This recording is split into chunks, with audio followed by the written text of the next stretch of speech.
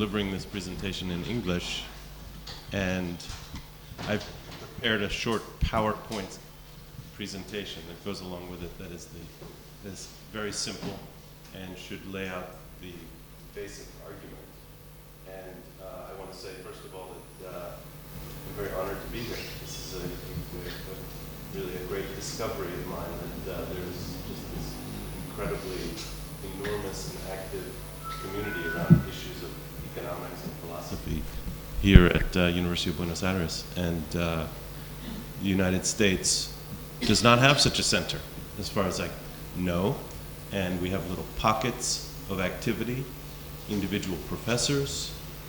I feel very lucky that at the PhD program in economics at the New School that I am able to offer a seminar, a PhD seminar on the methodology of economics, and it's a very extremely popular course, but it is not a standard course in a doctorate curriculum in the United States. And so I feel very lucky to be here, and thank you very much to Gustavo and Ricardo for inviting me, and for those of you who are here.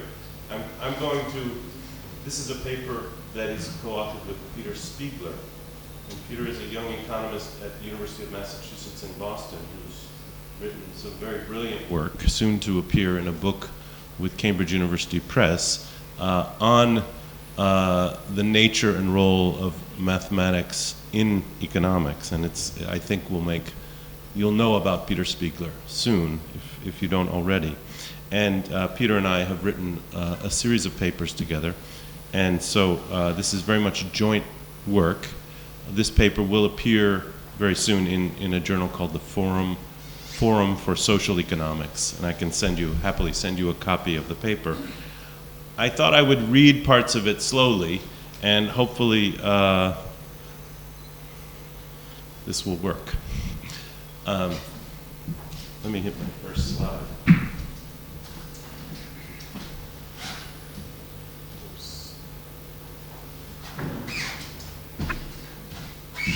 So like many papers, I should speak for myself. Like many of my papers, this one is very simple. And the argument is quite simple, but it is motivated by the recent economic crisis, which is felt very significantly in the United States. So this has, thank you. So this is motivated by the crisis in economics that has resulted from the economic crisis and the failure of the economics profession to predict it or to theorize it in a way that was not ad hoc, that was compatible with existing models and practices. And what we call the cacophony of voices that emerged after 2008 of self-questioning, self-doubt, exploration, self-criticism in the economics profession led us to think about how can we understand this debate? How can we understand its depth? How can we understand what's at stake, methodologically speaking? And to do that, we then did two things. We first of all forced ourselves, and I think I'm intimidated by the fact that there are many philosophers in the room here, but we forced ourselves to come up with a very simple taxonomy about the level of the debate going on in the immediate post-crisis period. That is to say, the methodological level. And then we said, have there not been great debates in economics and self-questioning moments in economics that we could maybe compare to this current moment? Is this not useful to think about how the current debate compares historically to previous debates which took place also at different levels? Okay, so the level is the unit of analysis here, and I'll talk about it, but I hope it survives the philosophical scrutiny in the room because it is quite simple. But we thought that it was a useful device for thinking about a historical comparison of debates in the short history of economic thought. Just a few hundred years that economic thought has existed in its modern form. So I'll start reading, and I'll talk about the level of the debate. I'll summarize the current debate by looking at 4 different responses that have come out of the debate. And then I'll do my comparative historical analysis and try to conclude about where we are today, particularly in macroeconomics, in terms of rethinking economics in light of the crisis that we have experienced.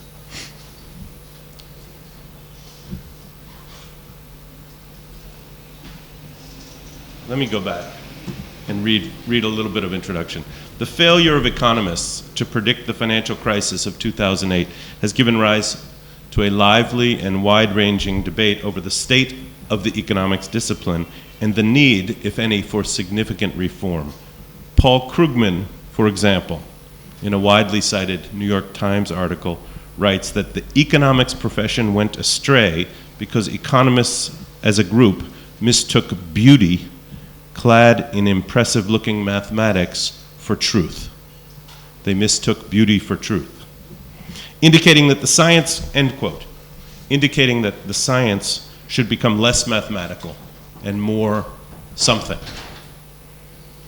Tom Sargent takes a contrary view, suggesting in 2010, quote, a rule of thumb is that the more dynamic, uncertain, and ambiguous is the economic environment that you seek to model, the more you are going to have to roll up your sleeves and learn to use some math, end quote.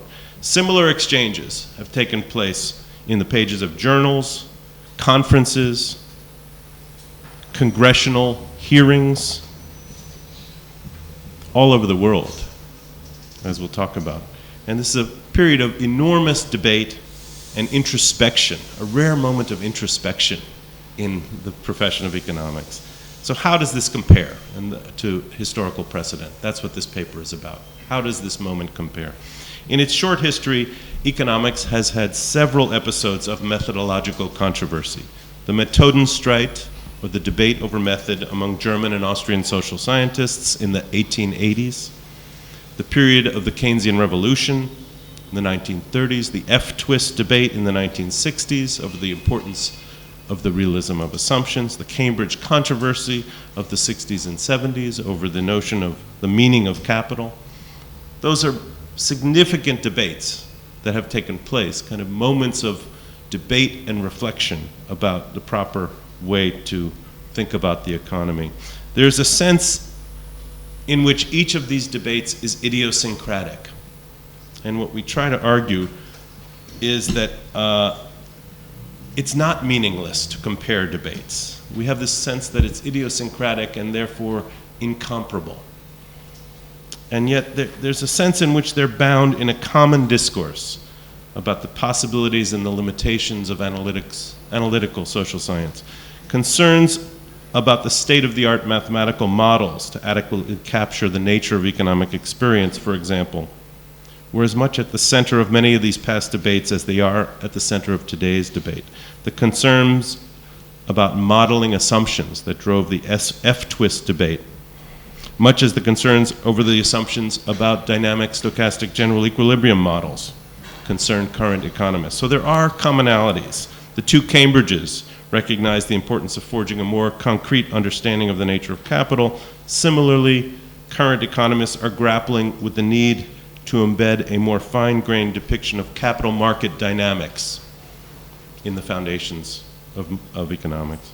In comparing these debates, one focus will be on one particular fact, namely the extent to which the debate involves a reconsideration of the ontological premises of the current or incumbent scientific practice. That is, whether the discipline's conception of the nature of the subject matter is up for debate, or whether the incumbent ontology is taken as given and the debate takes place entirely within its given conceptual vocabulary. We will refer to these different foci as levels methodological debate with roots in the ontological level versus one occurring entirely at the methodological or the epistemological level, or some combination. The level of a debate is only one of its facets, and we believe it's a potentially useful one, the level, especially in terms of crisis, when it's unclear precisely what kind of reforms are needed, if any. It is helpful to be prepared to explore all aspects of the incumbent practice, including its ontological foundations. The question of whether the current situation requires ontological exploration is one that we cannot answer here. Indeed, it will likely only be decidable in retrospect.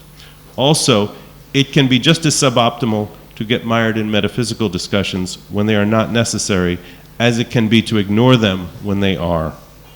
Nonetheless, it's useful to have a sense of just where the current debate is pitched. So applying this lens to the current debate,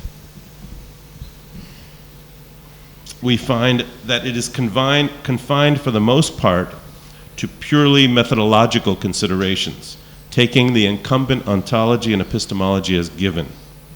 So to illustrate this, we first talk about the current debate and try to assess at what level it is taking place. And then we turn to these historical comparisons, and I will briefly talk about two of them. One is the Methodenstreit of the 1880s, and the other is the Keynesian innovations of the 1930s.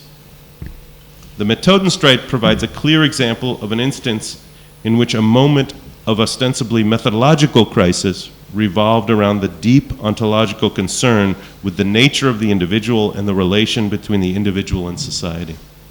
Keynes's intervention provides an example of an instance in which ontological innovation, Keynes's reconceptualization of the economic sphere, showed the way through a methodological crisis, a path that required economics to go beyond its incumbent paradigm and reconfigure its epistemology and methodology. Taken together, these examples of current and past debate offer reasons for both concern and for hope. On the one hand, and so clearly we have a normative project here. On the one hand, despite the seriousness of the recent failures of economics, the current debate demonstrates that crisis is not a sufficient condition for prompting profound debate.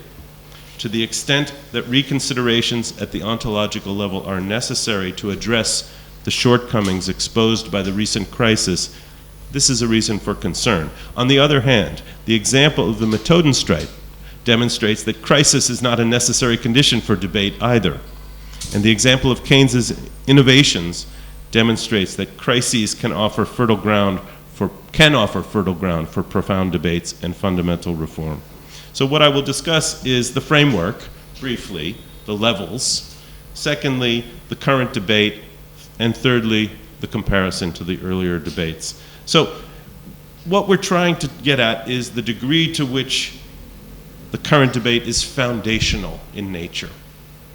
We're trying to assess the level of the debate. And what exactly does it mean? It means that, well, there's a substantial body of work discussing distinctions between foundational aspects of a science and those aspects that sit on top of the foundation. We will refer to the latter as higher level. Kuhn, for example, drew the distinction between revolutionary change, brought about by a shift in the paradigm of a science, and normal scientific activity that takes place within a stable paradigm. In Lakatoshian terms, a scientific research program is based on a stable core of ideas and practices within which peripheral ideas and practices may be altered or sacrificed without the need for revolutionary change. We associate the foundational elements of a science with its ontology and epistemology, its conception of the makeup of its subject matter, and its theory of what constitutes scientific knowledge. And relatedly, what is required to establish that a statement is scientific is proper scientific knowledge. Respectively, the higher level we associate with the science's methodology, its means of pursuing that knowledge. The ontological is the most foundational level, encompassing the practitioner's conception of the nature of the economy itself. For example, independently constituted individuals versus individuals inextricably bound in a mutually constituting complex of culture, institutions, and history. The epistemological level contains conceptions of what kind of knowledge is possible within the universe under study. For example, algorithmic knowledge versus experiential knowledge. Whereas the methodological level deals with the appropriate method for producing the kind of knowledge possible within the universe under study. For example, game theoretic analysis versus ethnography. Of course, these three levels are interrelated, and again, this is a fairly crude taxonomy for any philosopher.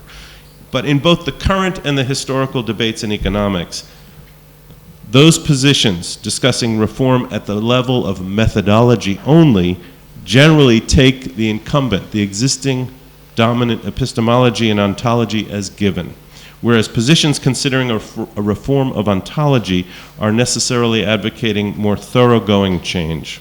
For example, suggesting that one ought to employ a game theoretic analysis of financial interactions rather than a representative agent maximization analysis, a change in methodology, does not necessarily require a reconsideration of the epistemology or ontology of the field. On the other hand, suggesting that the concept of an independent individual is meaningless and that individuals can only be understood in relation to their socio-historical context, a change in ontology would necessarily require a change in methodology. Similarly, suggesting that a true understanding of the nature and dynamics of economic life, the knowledge will always be inherently local, for example, and can only be generated by immersion in particular instances of economic life, would also necessarily require a change in methodology. As such, we classify debates directly engaging with ontology and/or epistemology as deeper than those pitched at a purely methodological level. Determining the level at which a debate is pitched is generally a matter of interpretation, and I look forward to discussion of that. Our primary goal is to shine a light on the various contributions of the debate and to provide a framework for assessing what the content of these contributions implies for the overall level of the debate. We will propose our own conclusions, but we really do so to spur discussion rather than to provide a definitive account of the current debate. So, the post-crisis cacophony, which is the screaming and yelling and criticizing and self-protection, self-questioning, attacking in journals, in newspapers, in letters, in congressional panels. This is the cacophony of noise that one has been hearing for the past 5 years in the economics profession, certainly in the US. 1 month before the Lehman Brothers collapse, Olivier Blanchard, MIT professor, IMF chief economist, wrote, "For a long while after the explosion of macroeconomics in the 1970s, the field looked like a battlefield, the field of macroeconomics. Over time, however, largely because facts do not go away, a largely shared vision, both of fluctuations and methodology, has emerged. Not everything is fine. Like all revolutions, this one has come with the destruction of some knowledge and suffers from extremism and herding. None of this is deadly, however. The state of macro is good." So 1 month before Lehman Brothers collapses, Blanchard, the top macroeconomist perhaps in the world, writes, "The state of macro is good." 1 year later, William Boyder, formerly of Yale, who left the academy, I believe, in the wake of the crisis, writes, "Standard macro theory did not help foresee the..." This is not a radical, William Boyder. He's a macroeconomist from Yale who had a very distinguished career in mainstream macroeconomics. Standard, quote, "macroeconomic theory did not help foresee the crisis, nor has it helped understand it or craft solutions. Both the new classical and new Keynesian complete markets macroeconomic theories not only did not allow the key questions about insolvency and illiquidity to be answered, they did not allow such questions to be asked. A new paradigm is needed." So the 1 year after the collapse of Lehman Brothers in 2008, there is this enormous outcry. Boyder was really the first to publicly attack economic orthodoxy in the wake of the crash, but his intervention became part of a massive wave of articles, essays, letters, blog posts, seeking to explain the reason that economic theory gave no hint of coming economic collapse and to offer views on how economic theory should be reformed. Boyder's views were not extreme. The severity of the crisis led to a sense that required reforms would be significant, and the ensuing debate offered divergent perspectives on the needed reform. And the four perspectives were those four. So I want to speak very briefly about the cacophony, the debate. And again, we've taken somewhat loose liberties of summarizing a very unwieldy and messy debate into four categories, four responses to the debate. And those four are listed here. So this is the post-crisis cacophony. Actually, before I say that, there was a consensus that emerged, despite this variety that I'll talk about briefly. A consensus emerged, and that consensus was that although the discipline of economics did not perform optimally, the remedies for any shortcomings are to be found within existing economic methodology. All that is needed in response to the crisis is a more robust application of certain aspects of the incumbent methodology. This view has been articulated more or less explicitly in a number of blue ribbon panels, including 2 letters from the British Academy to Queen Elizabeth in response to her question, why had no one predicted the financial crisis? 2 panels organized by the American Economic Association over the past few years in its annual conferences, testimony before the US Congress, keynote address by Larry Summers to the Institute for New Economic Thinking up at Bretton Woods in 2011. There's some diversity among these 4 pronouncements, but there's unanimity in the view that there's no need to look outside of economics' current toolbox for answers. Summers, for example, although he criticizes real business cycles and dynamic stochastic general equilibrium approaches to macroeconomics and praises Keynes and Minsky, his recommendation is to pursue such insights using the existing mathematical toolbox of mainstream, including behavioral economics. I won't go into more detail on the consensus.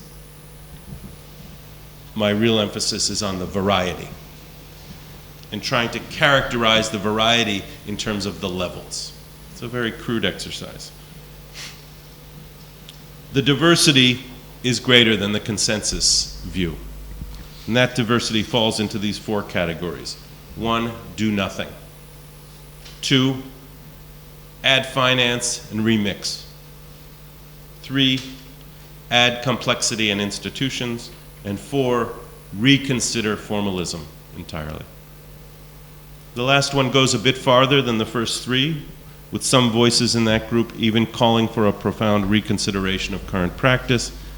And it's really in this group only that we find evidence of engagement at the ontological level, and that group has been largely ignored. So let me talk briefly about each of the 4 categories, the responses, and then I'll turn to my historical comparison of this debate with the Methodenstreit and the Keynes 1930s debate. The do-nothing view.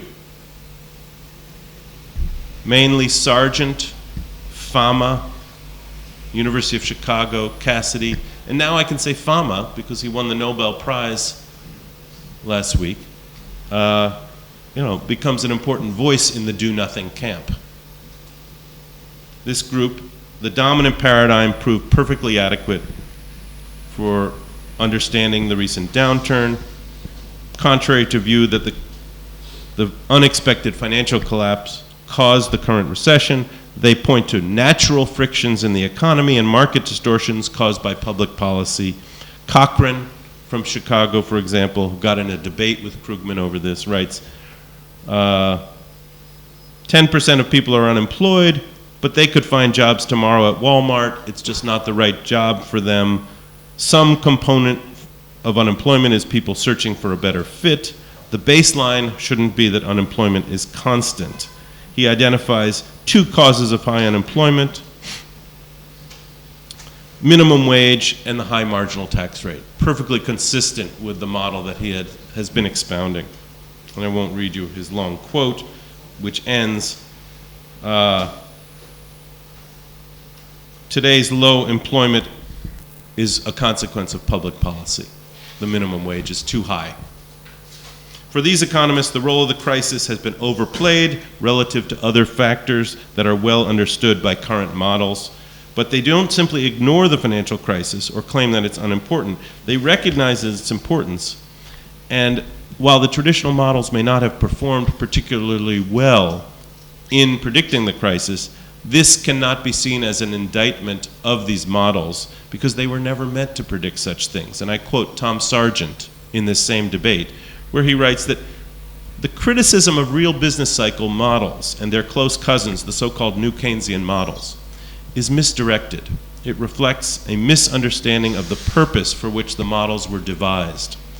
These models were designed to describe aggregate economic fluctuations during normal times, when markets can bring borrowers and lenders together in orderly ways, not during financial crises and market breakdowns. So it doesn't mean the mainstream models, that the mainstream lacks models for the world as we actually encounter it. In the do-nothing group, mainstream economics is filled with such models. In fact, it has so many models that it must be able to account for all deviations from the general equilibrium. Pretty much all macroeconomists, and I'm quoting Cochrane again, have been doing for 30 years the same thing, introducing flaws, frictions, and new behaviors, especially new models of attitude to risk, and comparing resulting models to data. The problem, he goes on, is that we don't have enough math. Frictions are just bloody hard with the mathematical tools we have now.